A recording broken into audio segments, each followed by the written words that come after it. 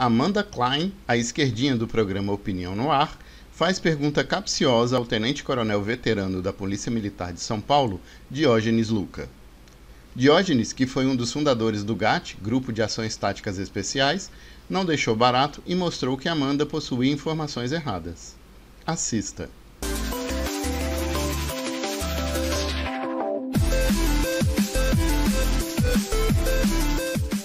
Diógenes, e você, de que maneira reage? Por exemplo, tivemos nas últimas eleições para governo do Estado no Rio uma candidata dizendo que o assalto ele é legítimo, porque o assaltante tem o direito a ter o que você tem e ele não teve condições de ter. É mais ou menos a história de todo bandido é uma vítima da sociedade. Eu vejo assim como uma definição, uma palavra para definir isso é uma hipocrisia, né? Nós somos um país muito desigual, a Covid-19 mostrou o tamanho da nossa desigualdade. E eu acho que até um pouco por conta disso, as pessoas acabam confundindo uma coisa com outra, né? Por exemplo, na medida que o capitão Derrite citou aqui a questão de não subir numa favela, né? Nós estamos prejudicando as pessoas que moram lá, porque a esmagadora maioria das pessoas que moram numa comunidade é gente de bem. É gente que acorda cedo, pega 3 ônibus para trabalhar, pega mais 3 ônibus para voltar para casa. E não é refém da polícia, é refém de traficantes. É refém desses criminosos, né? Então esse é um aspecto que causa muita estranheza para nós. E eu queria também deixar registrado aqui um fato emblemático, né? Quando o capitão Derrite, deputado, citou aqui essa questão da soltura de presos, né? Do CNJ. Vocês não podem imaginar como repercute para um policial que está na linha de frente ver um sujeito como o Adriano sair pela porta da frente e desaparecer, né? Um sujeito com toda a sua periculosidade, com todo o seu poder econômico, autorizado pela justiça. Eu acho que isso só cabe uma ponderação. Eu entendo quando vocês falam, eu acho que ninguém tem que vitimizar criminoso nem nada. Acho que existe essa questão social, são questões diferentes, mas talvez ela esteja na raiz também dessa criminalidade de jovens que moram na periferia ou moram nas favelas, que não têm acesso a determinados bens e acabam sendo cooptados por essa organização criminosa. Então acho que existe essa frente de batalha também, como existe a frente de batalha de impunidade. Eu acho que são frentes de batalha que podem andar concomitantemente, podem caminhar juntas e são frentes de batalha diferentes. Acho que a gente não pode atuar só numa, né? Falar impunidade, não. Tem que se trabalhar na questão social também e da desigualdade social, como o Diógenes levantou aqui, que está na raiz, sim, da falta de oportunidade de muitos desses jovens que acabam cooptados pelas organizações criminosas, se não nas favelas ou na periferia, mas depois nos presídios. E também tem que se endereçar a questão da violência da polícia, porque muitos jovens desses morros e crianças acabam mortos em confronto entre policiais e bandidos e muitas vezes por armas de policiais, né? Como a menina Ágata e mil outras aqui que a gente recorda no Rio de Janeiro. Eu nunca vi um estudo, Amanda, até hoje, que relaciona a pobreza com criminalidade, né? Ou seja, a pobreza gera criminalidade. Mas eu posso dizer, como policial que fui durante 30 anos, se nós tivéssemos um país um pouquinho mais igual, ou um pouquinho menos desigual, acho que muitas crianças optariam por seguir um caminho da honestidade e da decência, de ser um trabalhador correto, do que migrar. Mas tá aí, é exatamente isso, é exatamente isso. E também isso. admito que nós temos, obviamente, numa instituição, né, falando da minha polícia militar, com 83 mil homens na ativa, né, pessoas que têm desvios de conduta. Então isso acontece também. Mas vejo eu que... E acontece em qualquer classe social, né? Eu vejo que é muito factível, como você disse, caminhar nas duas frentes, sabe? Caminhar nas duas frentes. Trabalhar na parte social para a gente diminuir esse interesse ou essa falta de esperança de um jovem seguir o caminho do bem, seguir o caminho da ordem, do trabalho e não se iludir pelo caminho do crime, porque esse caminho do crime só tem 2 destinos. Ou ele vai ser morto ou ele vai ser preso. Esse é o caminho de qualquer criminoso.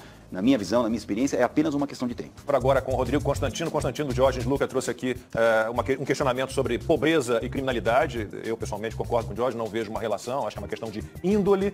Falamos também, a Amanda puxou um pouquinho a história da desigualdade social. Eu prefiro pensar sempre no combate à extrema pobreza, a pobreza e a desigualdade social a gente vai ter sempre. Obviamente que a ideia é que a gente suba o padrão de vida de todo mundo, desde dos mais baixos até as classes mais altas. E aí, o que você tem a dizer?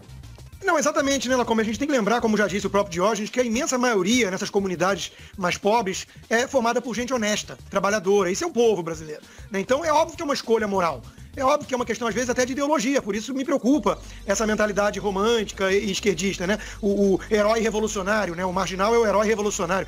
E combater excessos de polícia é uma coisa, né? Toda função vai ter os seus frutos podres, toda a área de atuação. Agora, é muito diferente do que a gente vê nessa turma do direito dos manos, como chamam, né? Aqui nos Estados Unidos também esse troço chegou com força. Antifa, Black Lives Matter falando em tirar recursos da polícia. Isso prejudica quem? Isso prejudica os mais pobres, né? Agora, eu quero lembrar que o maior terrorista de todos da Al-Qaeda, o Bin Laden, era um milionário, saudita, herdeiro, né? O Marcola era um sujeito de classe média, média alta. Então, vários vieram da classe média, dessas lideranças de grupos criminosos, né? E sobre a democracia, a gente tem que lembrar também que é verdade, né? Desidrataram totalmente esses projetos. O capitão Derrite está mostrando a dificuldade de levar adiante projetos para endurecer ou encarecer o crime, mas é uma democracia muito disfuncional. O Rodrigo Maia concentra muito poder e teve 70 mil votos, mais ou menos, né? Então, a gente sabe, por exemplo, que o PSOL não tem representatividade popular, mas domina redações de jornais Brasil afora. Então, há um peso muito diferente, muito desigual nesse aspecto. O Estatuto do Desarmamento foi reprovado pela população e foi adiante no Congresso. Então, nós não temos voto distrital, nós não temos uma proximidade maior entre eleitor e representante. Nós temos uma democracia muito disfuncional. Se for averiguar lá fora, eu não tenho dúvida que o povo é muito mais conservador e quer endurecer com bandido, sim. Eu adoro essa história do Shaquille O'Neal, você viu, né? Falando sobre o unfunding, ou tirar o financiamento da polícia. Ele falou, mas peraí, e quando o negro precisar da polícia, ele vai chamar quem? Os Ghostbusters, os caçadores de fantasmas? E deu uma encerrada no assunto. O Silvio estava dando uma olhada aí nas perguntas dos espectadores. Exatamente.